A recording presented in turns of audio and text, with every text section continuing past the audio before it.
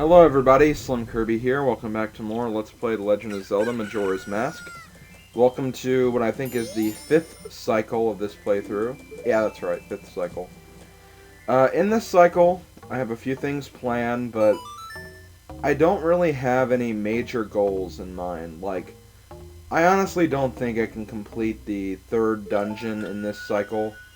I mean, I said pretty much the same thing for Snowhead, but Snowhead's a lot different because I was actually, more familiar with that area, and I'm not as familiar with the 3rd area, so what I'm going to be able to get done in this cycle, I'm not really sure, but I guess the only thing we can do is just wait and see what happens, I guess. So the first thing I'm going to do is, as usual, I'm going to go over here and get that 100 rupee, because I actually have to do some purchasing here in a second. Now, the first thing I'm going to be doing in this cycle is something that is actually required to beat the game. It's not technically required because you can actually do some sequence breaking and exploiting kind of a little glitch to actually get through this without what I'm about to do, but for the most part though, if you just want to, play the game normally in the way you're supposed to, what I'm going to be doing now is actually required, so make sure you keep that in mind. So the first thing I'm going to do is I'm going to go over here to the bomb shop. Now that we've gotten permission from the guy who sells powder kegs, the Gorman here at the bomb shop will actually allow us to purchase powder kegs. You can only buy one powder keg, as you can only, hold one powder keg at a time. And unlike the powder keg we got at Snowhead, this one will remain in your inventory and it will remain unlit until you actually use it. So you don't have to worry about getting to a specific place as fast as you can. So that's always nice. So now that we have a powder keg, we can actually go back to Milk Road. If you remember correctly, during the first 2 days at Milk Road, there is a very large rock that is blocking the passageway to the Romani Ranch. And the powder keg, I believe, is the only item in the game that can actually destroy it. So we're going to use the powder keg to actually get to the ranch on the first day. And yes, you have to actually do this on the first day, because if you come anytime during the second day, you can't get what you're supposed to get, and same thing for the 3rd day as well. So coming here on the first day is definitely a requirement. But there we go, the rock is destroyed, and now we can actually go to the ranch. Things are actually a lot different here on the first day. If you remember, when we first came here back in the 3rd day of the 2nd cycle, the ranch girl, Romani, was actually acting kind of weird. And yes, there is actually a really good reason for why Romani was acting like that on the 3rd day, but I'll explain that a little later. For now, it's time to reunite with our horse again.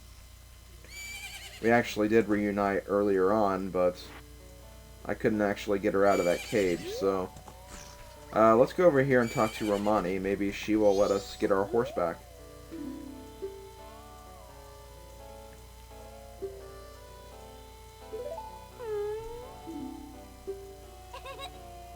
Grasshopper? I don't like that name. Give me a better one.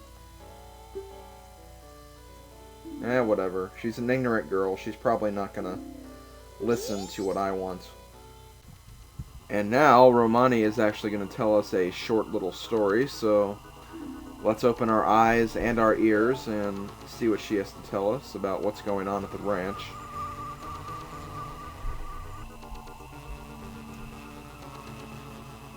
Holy crap, ghost aliens!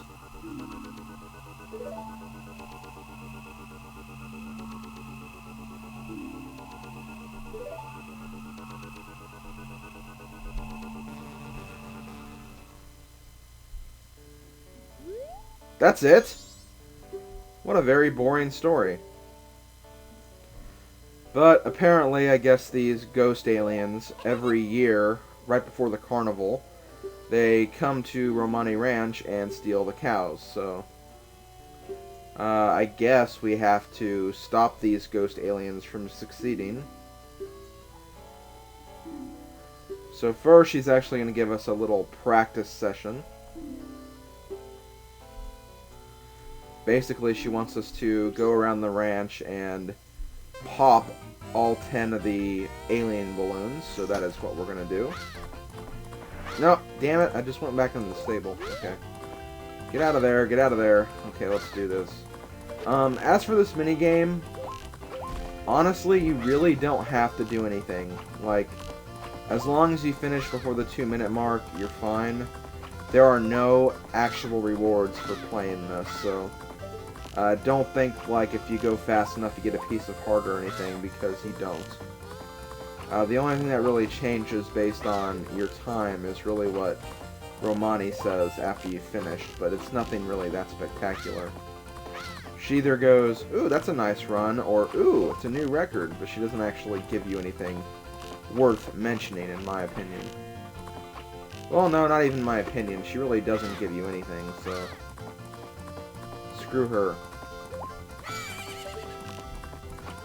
As for Epona, Epona pretty much controls the same way she does in Ocarina of Time. You just, move around with the control stick. If you push forward on the control stick, she'll go a little faster. And then she also has a carrot meter at the bottom of the screen. Whenever you hit A, you will use up one of those carrots, and you will get a slight burst of speed. However, if you use too much of the carrots, Epona will actually slow down, and you actually have to wait for the carrots to, kind of respawn, so to speak. Very simple controls, though. Not really that hard to get used to Epona. And now we've learned Epona's song. The same song we learned back in Ocarina of Time. I believe that is one of 3 songs that you actually learn in both this game and Ocarina of Time. The Song of Time being the first one, Epona's song being the second one, and I'll talk about the third one later on. I don't want to spoil it just yet. So apparently this whole thing will go down at 2 a.m. in the morning, so I'll be back then to take on the ghost aliens, but for now, I have a few other things I have to take care of. Another of which is actually required to beat the game. Again, assuming you don't use, like, exploitation and glitching or anything. But all you have to do is leave the ranch, and then to the right here, you'll actually find 2 entrances. You want to go to the one closer to Termina Field, and then you'll be at the Gorman track. The Gorman track is basically a ranch owned by 2 twins, both of which look like Ingo and the leader of the carnival dance troupe or whatever. And because these guys are complete assholes, they're going to make fun of you and your jockey abilities, so they're going to challenge you to a race around the ranch. So I'm going to do just that and shove it in their faces and show them that I am actually the best jockey there ever was. So let's get ready to race. The race itself is really not that hard. The Gorman brothers are programmed to, go faster and start out going a lot faster than you.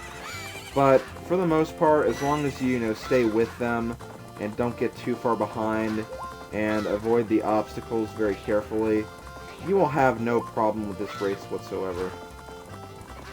And when you get to this stretch and then the last stretch, make sure you jump over the fences. If you don't jump over a fence and run into the fence, you are not going to win, because it would get to the point where they just get too far ahead of you, so be careful of that. Right here is pretty much where you're going to win the race, win or lose the race. You have to make it over all 3 of those fences to basically win. I'm sure you don't have to, but it's a lot safer if you actually do make it.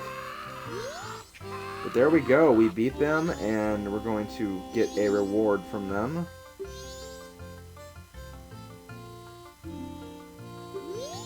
we get the Garrow Mask. Or Garrow's Mask. Whatever you want to call it. This mask is actually required to beat the game. Not for its main purpose, but at one point in the game, someone actually asks if you have the mask, and if you don't, they won't let you through, so it is definitely required. Again, only if, like, you don't use, like, exploitation methods and glitching and that kind of stuff. But, since we still have, like, a lot of time to kill, we have, like, let's see, 5, 2, 7, we have about 19 hours to kill, so I'm actually going to leave the ranch area for now, and actually am going to start the third part of the game, the third area, so let us make our way towards the west.